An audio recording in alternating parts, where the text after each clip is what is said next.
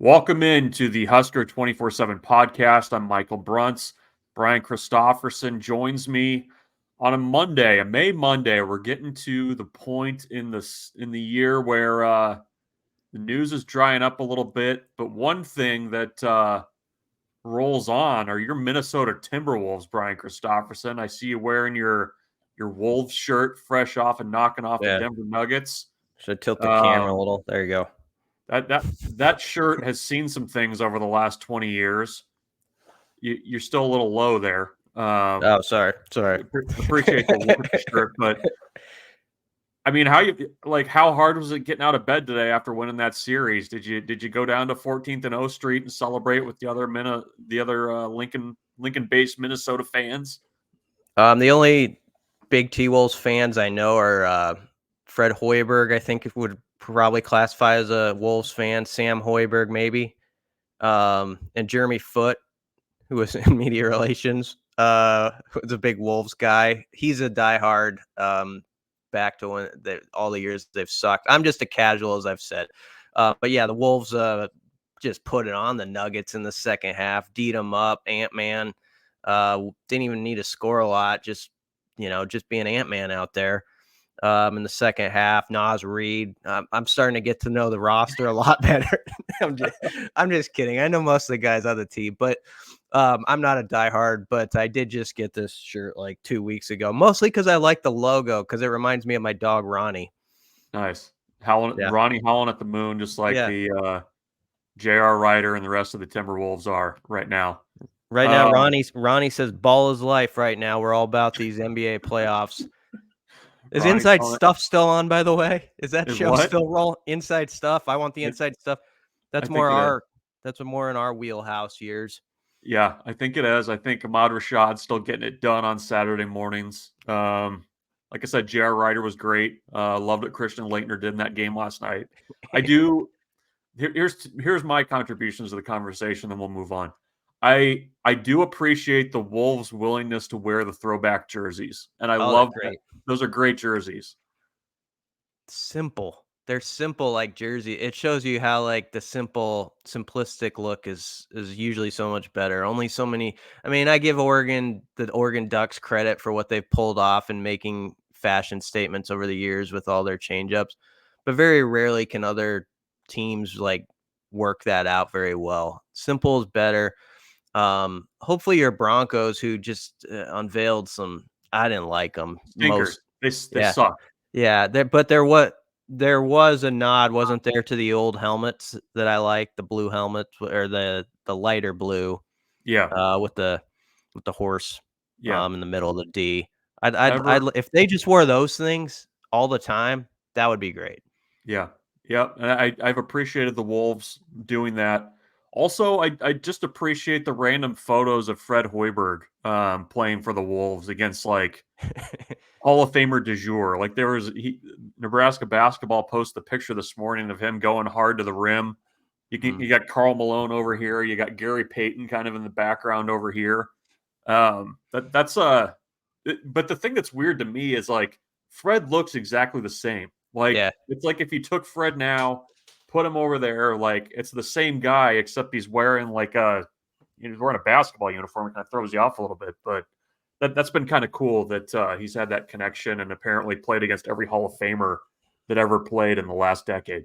We could all wish to age as well as Fred Hoiberg. Also, sometimes it's kind of a jokey manner, but Fred was like part of their rotation, like the year they made the Western Conference Finals, and I was actually watching one of those games recently. He was like inbounding the ball like late in the game against somebody in one of the key playoff games. But the classic photo, like the Minneapolis Star Tribune ran like a month or two ago, which is now getting more run, is the Star Tribune was asking, is this the best Wolves team ever, comparing it to the team Hoiberg was on? And it's Hoiberg in the middle with Kevin Garnett to one side and Kobe Bryant to the other side, who they met in the Western Conference Finals. And as I said back then, I would hang that in my entryway, that photo, if I were Fred Hoiberg. That should be like the first picture you see when you walk into the Nebraska basketball facility, is just Fred in between those two. Just put it behind the Yeah, right behind the podium, even in post games, like kind of off to the side as like a piece of art, right by the Uh-huh. click it or ticket stuff. There you see a picture of Fred with Kobe and KG. Yeah.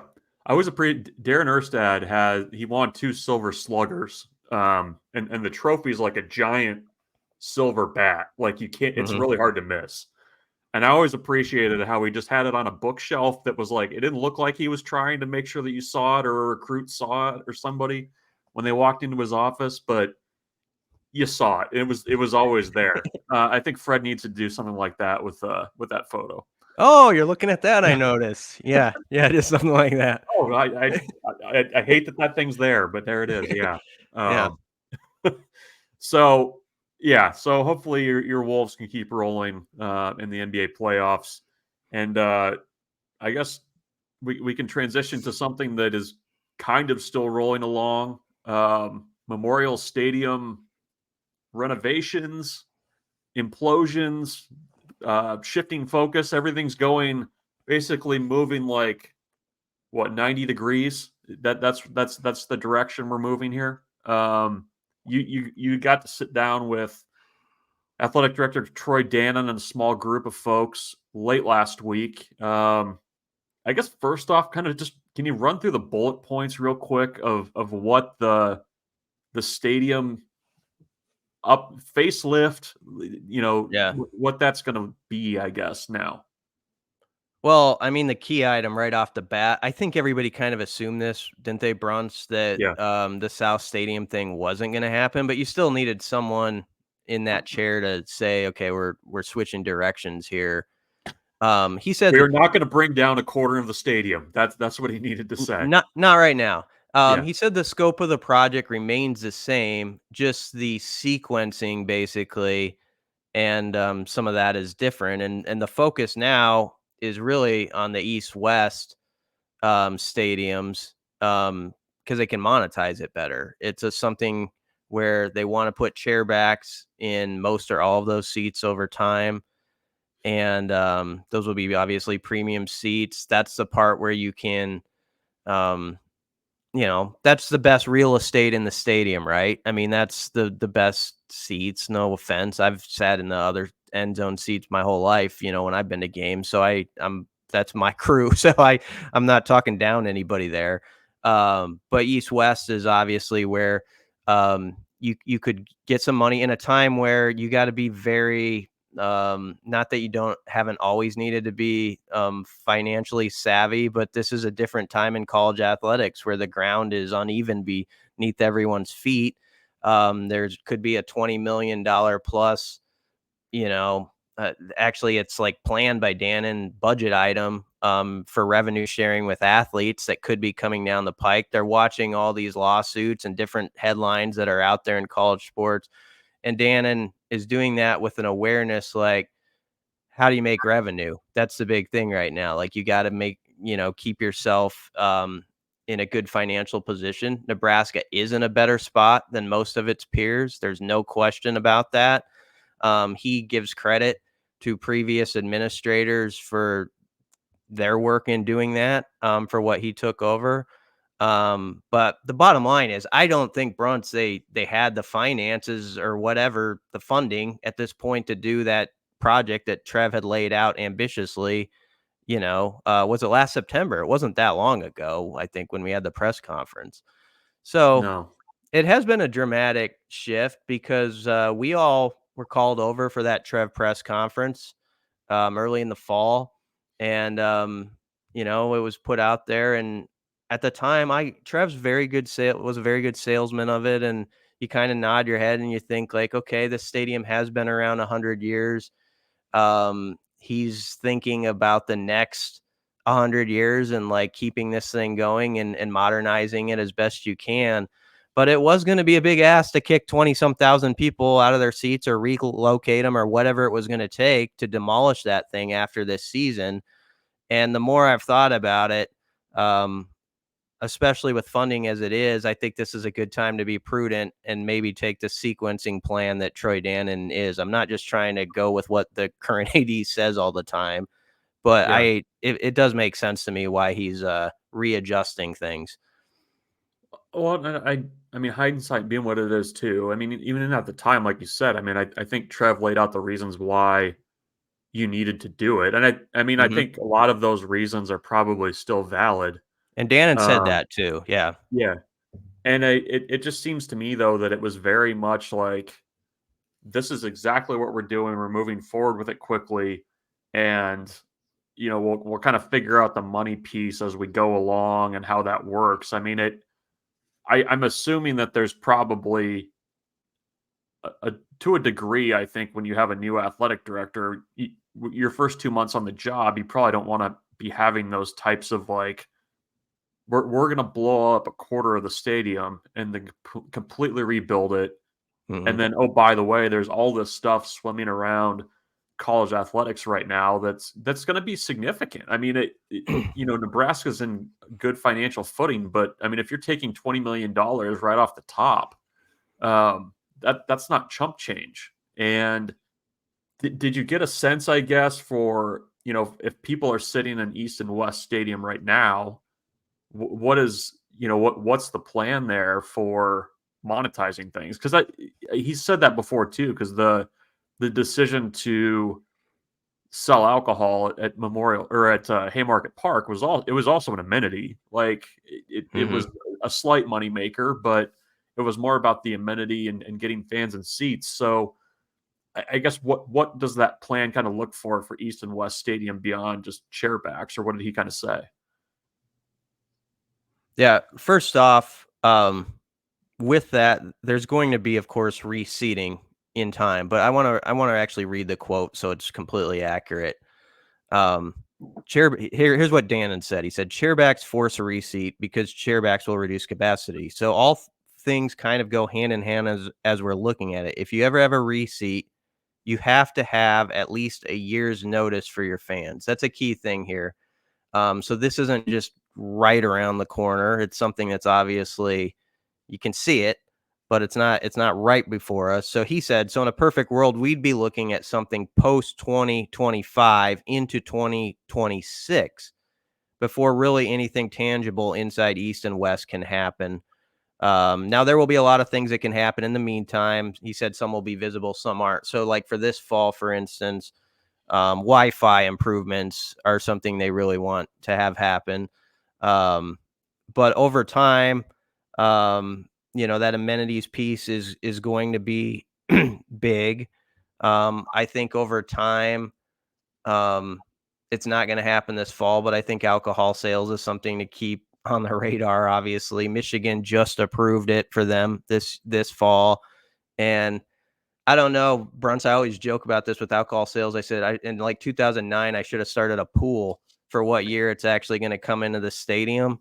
Yeah. Um, I kind of think 2025 right now. That's just me talking. But we'll see. It seems like it's closer than it's ever been, but not this fall. Um, but he talked a lot about, going forward with like East West, like even the catering part of it and, um, all the concessions improvement they're going to have over there. And he wants to explore the idea for different concessions they can have in house. And so there's some things like that are in the works. But I know some folks in the South are hearing the news and saying, "Man, we need some fixes to our side of things too." I guess the give and take of this is you're not getting relocated, right? I mean, that's a positive for this for everybody. Like there do need to be fixes over time, and that's understood. But the good part to me is we're not going to have just a giant open end of the stadium for the next year or two. Where there's always that sort of awkward thing where the wind's howling in. It's already a wind tunnel over there, and you're playing with that and your capacity's down to like 60,000 when you're trying to win big games at a critical time for your program. So I think the competitive aspect's important to consider here too, and like keeping that thing, full throat right now, is probably a good thing. I mean, like you could have said this for the last decade, but it probably like benefits Nebraska in some ways too to see if this can take off a little bit because Yep. aside from just they don't have complete plans yet, so it's a little bit difficult to go out hat in hand and asking for money from donors. But it seems like it would make those conversations a little bit easier if you're able to kind of have a little bit more behind the ask in terms of like on field stuff, right? 'Cause I think Absolutely. that was the thing that always kind of was like, okay, Nebraska hasn't been to a bowl game since 2016. Is now the time to be asking for money right after you just asked for money for the giant new facility? Like that was the thing that I always thought was like the timing seemed a bit off. Yeah. Um, I mean, it's almost amazing they're able to pull off the facility funding and everything in this climate and for, like you say, the lack of success. And so to like double up on it at the same time, that was always going to be a tall order. And it was proving to be so, I think. So I like that Dannen said, really before they go asking for any fundraising money on this, like he'd want to have like a real plan in front of people to show them before you go doing that. Um, and also he's trying to figure out some stuff too with South Stadium. Like when you do get to that portion of it, can you do it in phases, or is it something where it has to like all come down at the same time?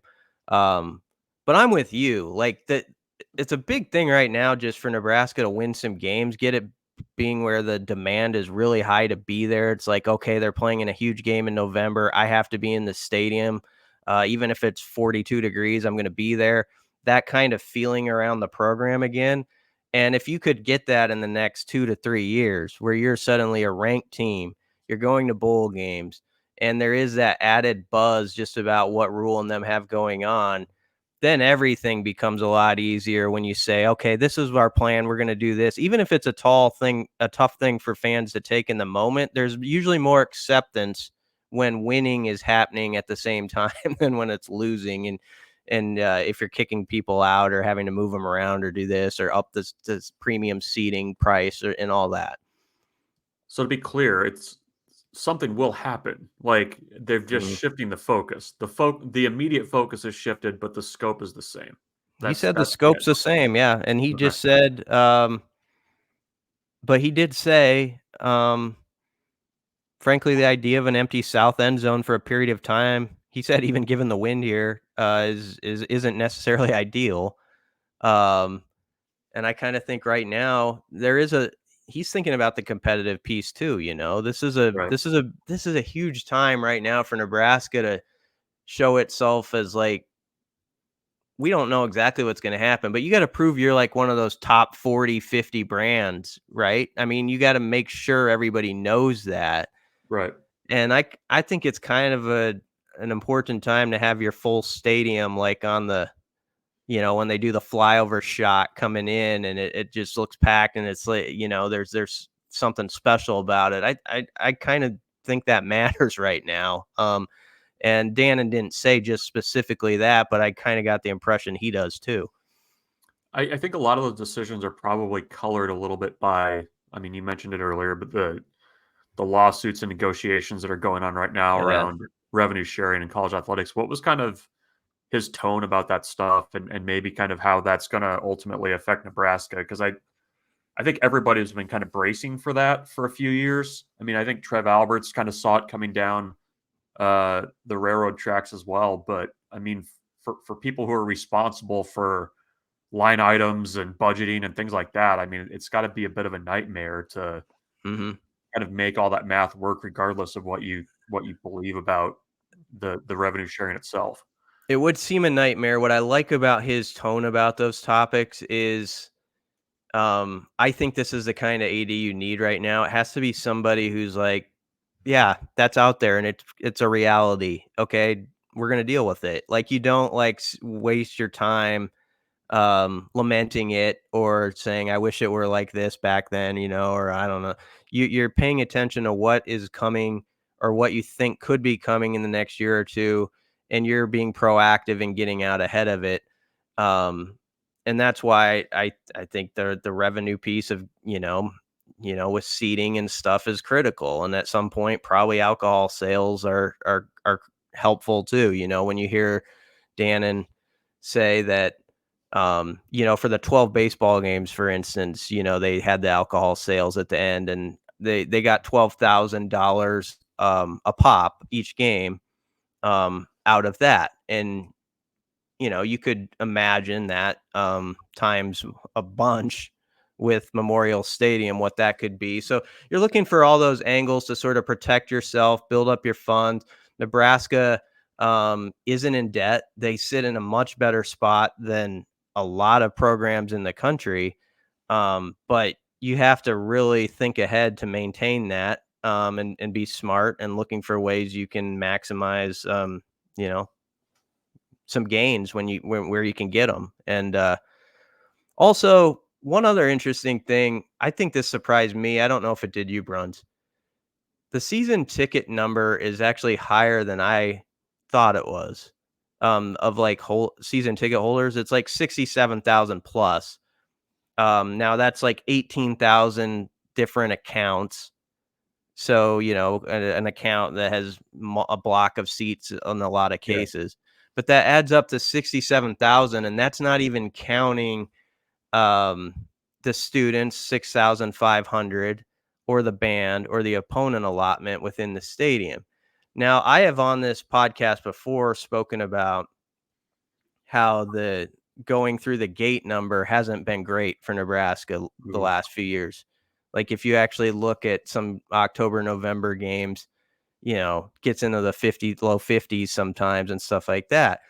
And so with that, you could sometimes make the case, well, you could, knock this down to, mid 70,000s or whatever for a capacity, and it would still be an intimidating place like it used to be at about 76,000, the number I grew up as a kid, and that would work.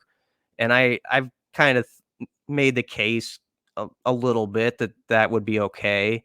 When I heard that number though, that was a good argument maybe for the other side of the fence, where it's like, you know what, they despite the fact that they haven't been to a bowl game since 2016, to have 67,000 season ticket holders lined up right now or from last year is rather incredible, and a number you do not want to take for granted to people who have been loyal. And Mhm. that's why I do think you got to be careful with dropping capacity too much with any of these renovations, or having people be out of seats for a long period of time, which was going to happen. So I'm kind of glad that's not happening right now, because those are people who have been with this program through thick and thin, and it's not a you got to make sure you honor them as best you can in this process. Yeah, that's a lot higher number than I would have expected too, especially given some of the ticket scan numbers we've seen towards the end of the Frost era, certainly the Riley era. I mean, there was, like you said, some pretty low numbers that the tickets were sold, but they were not being used for sure. So that is kind of a delicate needle to thread when you start talking about seat licenses and moving people and all that other stuff. I mean, you really do have to be careful with that. And that's why I've always thought too, like with a new AD coming in, I don't think the first conversation that you want to have with that AD or the athletic department being led by that AD is, oh, we're gonna move you, or sorry, you don't have tickets for this year. Like that's Yeah. it's just bad. It's bad PR, and I think that's something that Troy Dannen, as a former SID, can understand. It's a much smaller beef if someone's like, "You know what? The concessions or the bathrooms are not up to snuff for my liking here," compared to, "I don't have a seat for the next 2 Right. years," you know? Right. So I think sometimes we have to weigh those things, Yeah. as we discuss it. Well, I mean, there are improvements that need to be made. He knows it. That's why he said the scope of the project remains as it is, but, um, the architects were fully invested in like the South Stadium portion of this thing. So he said he's basically turned them at a complete, about face, where they're just getting going on sort of what to do with the west east stuff. So it is kind of retracing your steps a little bit, going and then saying, okay, we're going to go this way instead to get to this part. And then I think also along the way that buys time to figure out, is there a way with South Stadium to do this in increments, or like in a way that doesn't just like completely mess up 2 seasons where the stadium looks strange, or there's not an Right. end of the stadium in play. So um, I'm in favor of that, especially as you say, for a new AD. There was no way that would have been a job that anybody would want to continue with the plan as it was. All right. Anything else from that conversation that we need to hit on, or was that pretty much it? I think that's it for now. I, I'll say I was impressed by how Dannen handled it. I think that's important to say. I thought he did a nice job with the local media, keeping them abreast of what's going on, but also in a way that everybody involved was in on, this is where we're going, and there was a good communication patterning, it seemed like. And I just thought I thought he was formidable. I guess this was the first time we really had with him at a table where it's like he's getting asked some of those tough questions or taking on a tough topic like that, and you can see why he's risen up the ladder as he has in his profession. He came across very strong, and like, this is the plan, and and how he communicated it. All right, we'll take a quick break. When we come back, we'll give a quick look at the Big Ten baseball tournament coming up this week in Omaha and where Nebraska stands going into that one. We'll be right back. All right, Brian, it's Big Ten baseball tournament time. The last go around in Omaha before 4 new teams joined the league and pushed the total to 17. Nebraska, as we kind of laid out last weekend with their various scenarios, had to win 3. They won 2. It ultimately didn't matter because Illinois rolled through. But Nebraska enters as the number 2 seed in the tournament. This is their best seeding in quite some time. They draw Ohio State in the first round on Tuesday at 2 p.m. If they win, they get Indiana or Purdue, the winner of that game. And if they lose, they face an elimination game on Wednesday.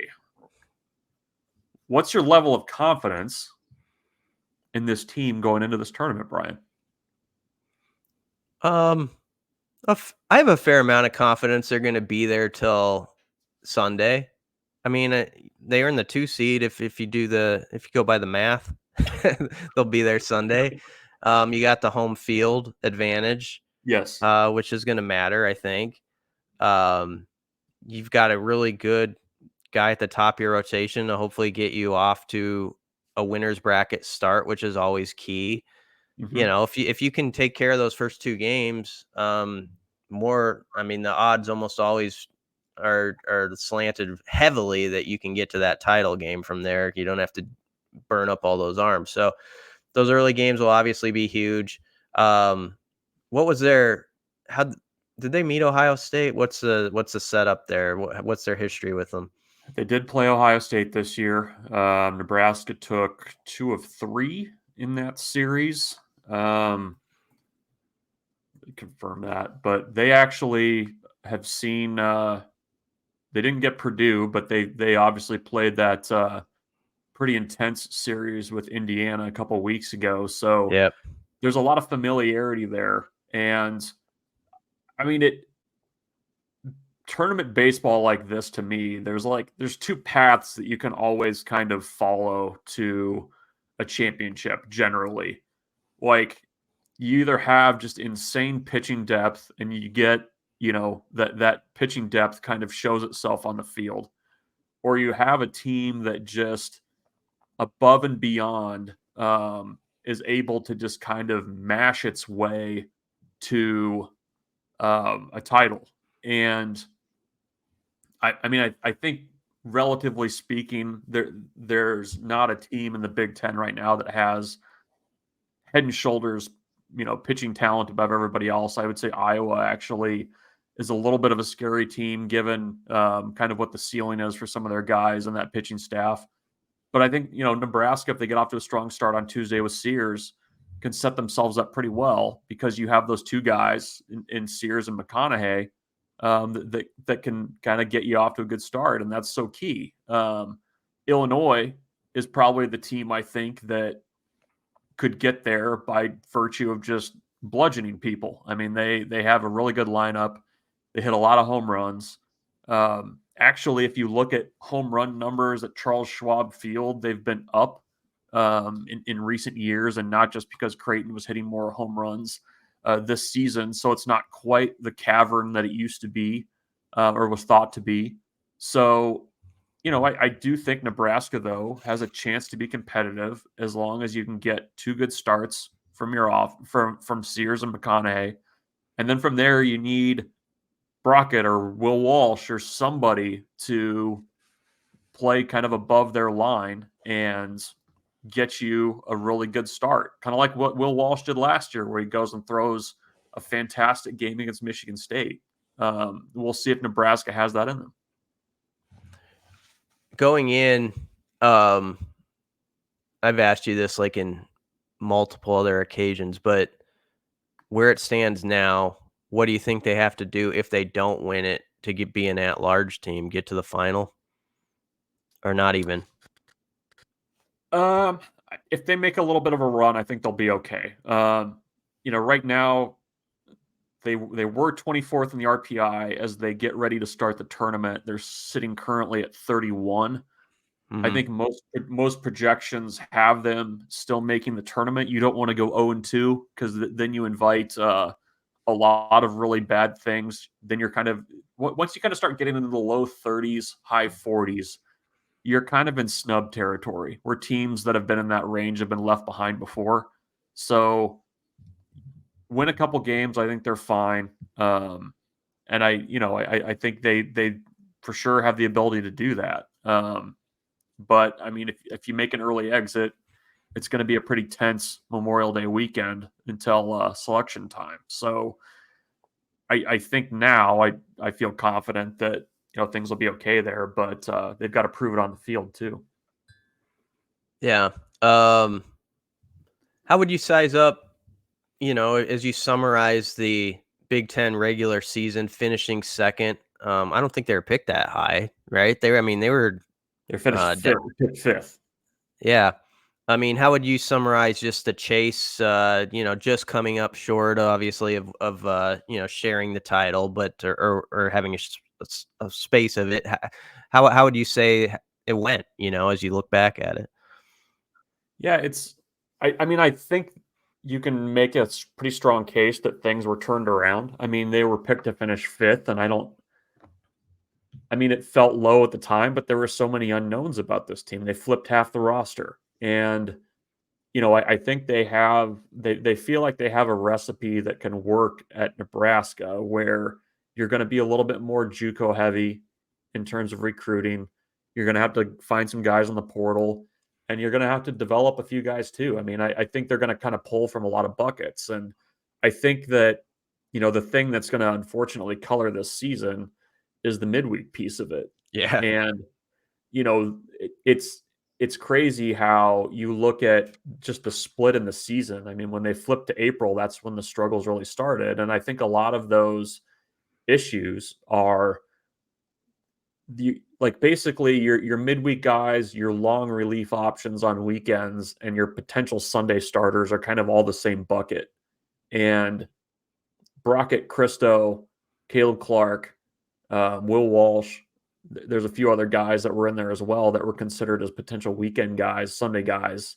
You need those guys to kind of be on. Yeah. And when you look at the games that Nebraska's lost, that probably hurt them when it came to a potential host conversation, it was midweeks, and it was occasionally bleeding away a Sunday game, kind of like they did at Michigan State, kind of like they did in a couple other series, and that makes a difference. So that's going to be the challenge going into the off season is how do you get just a little bit more pitching depth in the places where you need it to kind of make that next step, because just the way this offense is, it just was not going to win a ton of midweek games like 11-9 and 10-7 which sometimes you have to do. So that's I would dub it right now a successful season. But they need to kind of keep that going in Omaha to make sure that stays the case.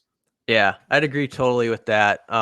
Definitely arrow up with the acknowledgement that the perception is so tilted by it's a Creighton series. It really is. Right. Like I mean, if you win 2 of 3 of those per year and have the rest of the season Nebraska had, even with like a disappointment to like Kansas or somebody, or where you lose a tough one there.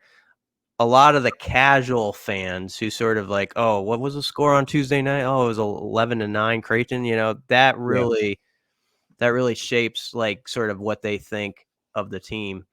And it's fair too. I mean, it is fair because it's like an important show you can start to handle that sort of stuff going forward. But you have a chance this week, to really make it right for any sort of deficiencies you had by having a great week here in Omaha. And this is the part where you're remembered, as like this is a part where you really tell a fan base who you were as a team or how that season goes down. Yeah, no, and it's this is a team that still has not played close to its best baseball, I don't think, and you got to find it over these next couple weeks. Otherwise, like you said, it's gonna kind of feel a little bit incomplete. So Nebraska on Tuesday, 2 o'clock against Ohio State to get everything rolling from there. We'll have coverage of that. Much more. Anything else we need to hit on, Brian? Are we done? Yeah, we can be done. We'll get to June camping when we need to. That's going to be a big month around here. But in the meantime, I think we've covered about what we need to. All right. Yeah, we're 10 days or so away from the start of camp season and the run up to the end of June. Probably some commitments in early July, and then we're all of a sudden in watch list season, and you and I are headed to Indianapolis to go listen to people talk. So the summer's quick. There's going to be plenty to follow along with. Make sure and do it at Husker247. We'll have all that coverage and more. We'll be back next week with some more content, some more podcasts here. So keep it locked on Husker247.